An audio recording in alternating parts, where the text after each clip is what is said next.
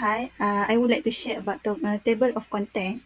First, anatomical and biochemical perspective of cervical. Second, cervical bone attached and related to each other. Third, cervical anatomy, structure and function in human body. Fourth, physiology of muscle contraction for cervical spine. Fifth, diagram of cervical. Seven, radiograph for basic projection of cervical with labeling. Okay, for this slide, I would like to share about anatomical and biochemical perspective of the cervical. Here we can see a cervical spine, which is occipital bone, atlas bone, C1, axis bone, C2, C3, C4, C5, C6, and C7. For this slide, I would like to share about the classification of cervical vertebra, intervertebra disc, cervical spine ligament, muscle attaching to the cervical spine, suboccipital muscle for extend and rotated of head. Classification of cervical vertebra divide by two. First, a typical vertebra C1, C2, and C7. For a typical vertebra, characteristic features distinguishing them from the others vertebra. For C1, does not have a spinous process or body when seen from above. For C2, does have an incredibly unique features, the dense or odontoid process. For C7, longest and can easily palpate when the head is flat forward, just like this. Okay, uh, is quite prominent in this position. The spinous process is not by feet. Okay, for the typical vertebra, characteristic mainly by their small size, presence of the transverse foramina, short and bifid spinous process. Vertebra body small compared to the other vertebra bodies in the rest of the spinal column. Second, transverse process vertebra, the spinal column disproject laterally with one on each other. Spinous process, the spinous process of C1 to C6, C1 to C6, short and bifid. Intervertebral disc is technically not a bony component, which is intervertebral disc lie in between all cervical vertebra with the exception of C1 and C2. Okay, they are also considered to create symphysis joint. Is a type of cartilaginous joint with the vertebra superior and inferior to each disc, providing the spinal column with rigidity. Intervertebral disc also help in movement between vertebra, but also function as a shock absorber, providing a cushion between the vertebra during weight-bearing activities. The outer component of this is known as the annulus fibrosus. Cervical spine ligament divide by two. First one is ligament that continue from below C7. We can see from anterior to posterior. First one is anterior longitudinal ligament ALL. Second is posterior longitudinal ligament PLL, intertransverse ligament, interspinosus ligament, and lastly nuchal ligament. The second one is ligaments unique to the cervical spine. We have three types. First one is ala ligament, second apical ligament, and the last one is transverse ligament. Okay, for the nerves arising from the cervical spine, we can divide by two types also. First one is cervical flexus. It arises from the anterior rami of the spinal nerve associated with the C1 to C4. Some of the texts include the C5 nerve root. The second one is brachial flexus. It arises from the anterior rami of the spinal nerve associated with the C5 to T1. Muscle attaching the cervical spine, we have two types. First one is anterior neck muscle for the flat head, neck, elevate rib 1 and ribs 2. For the superficial back muscles, for extend head and neck, elevate and retract scapula, and elevate ribs. For the suboccipital muscle, function for extend and rotated head. Deep back muscle, spinotransversal muscle for extend neck and rotate the head. Deep back muscle, erector spine muscle. Extend and the extend the neck and head. Okay, for the deep back muscle, have a transverso spinalis muscle. For the extend the neck and extend the head. Okay, now I am Norizati binti Zuhairi, going to present to you about how the cervical bone are attached to each other. The first one is the facet joint. Facet joint is formed by the articulation of superior and inferior articular process from adjacent vertebra. The scientific name for facet joint is zygapophyseal joint. Facet joints determine the type of motion that can happen at the cervical. At the upper cervical spine, the plane of the facet is perfectly horizontal in the transverse plane. At the lower cervical spine, the orientation of the facets gradually transition to be more vertical in the frontal plane. As a general rule, the plane of the cervical facets is usually considered to be an oblique plane with an approximately 45-degree angle between the transverse and frontal plane. And then the second one is the atlantoaxial joint. They are formed by the articulation between the atlas and the axis. Atlas is the C1 and the axis is the C2. There is two atlantoaxial joint, which is the lateral atlantoaxial joint that is formed by the articulation between the inferior facet of the lateral masses of C1 and the superior facet of C2. These are plane type synovial joint.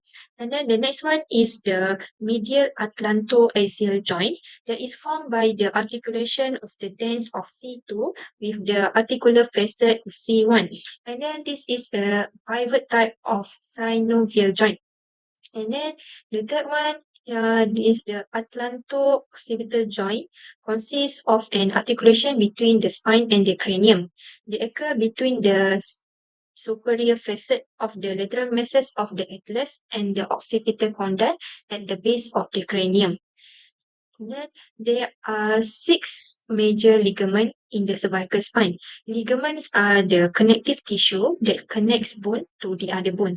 The first one is the anterior longitudinal ligament, and the second one is the posterior longitudinal ligament. These two long ligaments that run the length of the vertebral column, covering the vertebral bodies and intervertebral discs. The third ligament in the cervical is the ligamentum flavum that connects the laminae of the adjacent vertebra. The fourth one is the interspinous ligament that connects the spinous process of the adjacent vertebra. And then the next one is the nuchal ligament. That is a continuation of the supraspinous ligament. It attached to the tips of the spinous process from C1 to C7 and provide the proximal attachment for the rhomboids and the trapezius. The last one is the transverse ligament of the atlas that connects the lateral masses of the atlas and in doing so anchors the dens in place. Okay, now I am going to present about the anatomical structure of the cervical and its function. The first one is the C1, that also known as the atlas. It's joined with the occipital bone to form atlanto-occipital joint. This allow nodding movement to say yes. The second one is the C2, that also known as the axial. It formed the atlanto-axial joint with the C1 that allows side-to-side movement to say no. And then C3 until C7, these cervical vertebra allow for the forward, backward, and twisting motion of the neck. And then the intervertebral disc. Intervertebral disc is to facilitate motion, transmit weight, and provide stability to the spine. And then the vertebral foramen. The vertebral foramen is the passageway for the spinal cord. The next structure is the transverse process. The function of transverse process is for muscle and ligament attachment and leverage movement by lever the muscle, and then the spinous process. Spinous process is to allow the attachment of nuchal ligament. Transverse foramina. Transverse foramina provide a passageway by which the vertebral artery, vein, and sympathetic nerve can pass, superior and inferior articular process, superior articular facet, which articulate with the inferior articular facet of the atlas to form the two lateral atlantoaxial joint. Articular facet will contribute to the stability of the cervical spine, and the lamina is to provide support and production for bacteria back, uh, provide support and protection for the backside of the spinal cord. Assalamualaikum and salam sejahtera. My name is Najrah Nusabina binti Asmadi, and today I'm going to present on how the anatomical structures or part assigns are well suited to perform the function that they do. First, if you see here, we have pedicles. Okay, pedicles is the bony bridge that connects the vertebral body and the posterior element. Its function provides stability and support by anchoring the vertebral body to the posterior arch, ensuring proper alignment and weight distribution along the spine. Second, we have lateral masses. Okay. For the structure, it's enlarged rounded portion of the atlas C1 and axis C2 vertebra. Function: support the weight of the head and serve as the foundation for the skull and providing stability to the cervical spine. Third, we have atlantoaxial joint. For the structure, articulation between the atlas C1 and axis C2 vertebra. Its function: permit side-to-side movement of the head, allowing for rotation and lateral flexion of the cervical spine. Fourth, we have atlanto-occipital joint. For the structure, it's articulating between the C1 and the occipital bone of the skull. The facilitated nodding movement of the head, such as flexion, nodding yes, and extension, allowing for smooth and controlled movement of the cervical spine. And now we proceed to the muscle. Okay, first we have sternocleidomastoid. Okay, for the structure, it is long, superficial muscle located at each side of neck. Its function for rotate the neck, and second, assisting in nodding movement. Second, we have levator scapulae muscle. For the structure, it's a thin muscle located on the lateral aspect of the neck. Function: elevate the scapula, rotate it downward, contributing to the movement such as shrugging or lowering the shoulder. Third, we have trapezius muscle. It's a large muscle, triangular muscles that cover the upper back and neck. For the function, it stabilizes the scapula and provide a stable platform for various arm and shoulder movement, including rising or lowering the shoulder and rotating the scapula. Fourth, we have erectospinae muscle. Okay, structure: group of muscle running together, running along the length of the spine. It's control flexion, lateral flexion, and rotation of the vertebral column, providing support and stability to the spine during movement such as bending, twisting, or lifting. Fifth, we have suboccipital muscle. It is a small muscle located at the base of the skull, and its function is extend and rotate the head, contributing to the movement such as looking upward and rotating the head from side to side. Proceed to the next slide. And now we are into the ligament part of the cervical. For the ligament part, we have first anterior longitudinal ligament. For the structures, it runs along the anterior aspect of vertebral bodies and stretches to avoid backward movement of the spine and helping in maintaining the stability and alignment. Second, we have posterior longitudinal ligament, okay, located within the vertebral channel along the posterior aspect of the vertebral bodies. Okay, stretches to avoid forward movement of the spine, providing support and preventing excessive bending. Third, we have ligamentum flavum. For the structure, it's located between the laminae and the laminae of adjacent vertebra, help in maintaining the curvature of the spine by stretching and recoiling during movement, contributing to spinal flexibility and stability. Okay, fourth, we have interspinous ligament. Okay, connect the spine. Okay, for the structure is connect the spinous process of adjacent vertebra. Okay, for the function, it's limit the excessive flexion or forward bending of the spine, and then provide stability and support during movement, such as bending and lifting. Fifth, we have nuchal ligament. It's extended along the posterior midline of the neck and helps support the weight of the head. Okay. Six, we have transverse ligament of atlas. Okay.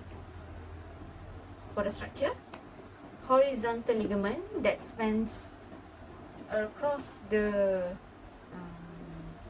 ring formed by lateral muscles of the atlas. Function is provide to prevent anterior displacement or forward moving of the odontoid process of the axis. Then ensure stability of the ankyloto-axial joint and protecting the spinal from compression. Hi, I'm Majalda, and I will focus on the physiology of the muscles and the diagram of the cervical. So first, let's talk about the superficial muscles. These muscles are closer to the skin and responsible for moving the head and neck, which help in facial expressions. Example of the superficial muscles are trapezius and sternocleidomastoids. Now, let's move on to the deep muscles. Deep muscles are lie beneath the superficial muscles, which are closer to the bones and joints. They help to stabilize and support the skeleton and maintain the posture. Example of the deep muscles is the levator scapula, longus capitis, and the scalene muscles too.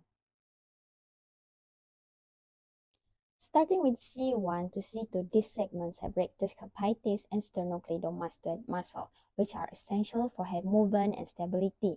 Moving to C1 till C3, we find the longus capitis muscles, which help in flexing the head and neck. Next, we have the C2 until C6 segment, which includes the longus colli muscles.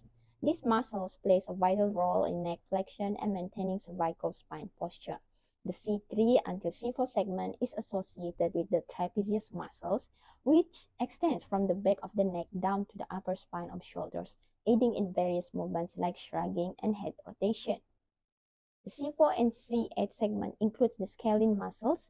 These muscles are important for lateral flexion of the neck and assist in breathing by elevating the first and second ribs. The C1 and the C8 segment features for the splenius capitis muscle, which extends the head and rotates it to the same side. Finally, the C1 until T1 segment includes the erector spinae and semispinalis capitis muscles. The erector spinae group is essential for extending and maintaining the erect posture of the spine.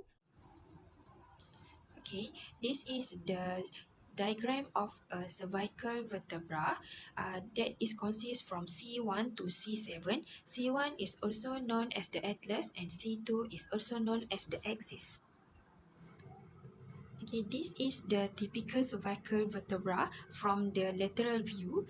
It has the superior articular process, transverse process, the body, the inferior articular process, articular pillar, and spinous process. This is the superior view of the atlas. As you can see, it visualizes the anterior arch, posterior arch, the lateral mass and the lateral side, and also the transverse process, and not to forget to mention the superior articular facet too. The exists posterior superior view. We can see the dents which located at the upper border. At the inferior border, we can see the spinous process, while at the lateral border, we can see the superior articular process, the transverse process, inferior articular process, and lamina too. So this is the posterior oblique view of the C1 and C2. As you can see, the C1 and C2 is combined and separated by the atlantoaxial joint. And then you can see also the dents of the C2 is portrayed out in C1. And then it also, in this view, we can visualize the transverse process, the lateral mass, and also the inferior articular process of the C2. Now we move on to the radiograph for basic projection of cervical. Okay, for the first picture, it is a picture of AP view. In the AP view, we are looking at the cervical from the front, and here's are a few key anatomical structures to identify, included 1. Vertebral body. They are the rectangular shaped bones stacked on top of each other. Okay, if you see this picture, you can see C4 to T1 is clearly visualized. Second, we have intervertebral disc space. Okay, this is the space between the vertebral bodies and where the intervertebral disc sit. Okay, if you see this picture is the intervertebral disc space is open and clearly visualized. And then we have spinous process. Spinous process is the bony projection at the back of each vertebra. Okay. Next, we have pedicle. Pedicle is the short and thick projection extending from the back of the vertebral body, connecting it to the transverse process and forming part of vertebral arch. Okay. Now we can move on to the lateral side. Okay. In the lateral side, we are looking at the cervical spine from the side. This is the view provide a clear pictures of alignment and curvature of the spine. Okay.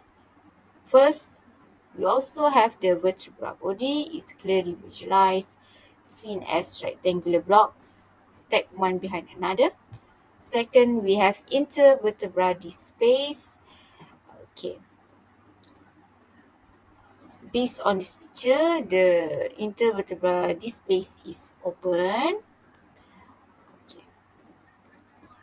And then we have spinous process, the small bony projection that extend the backward from the vertebra and seen as overlapping structures.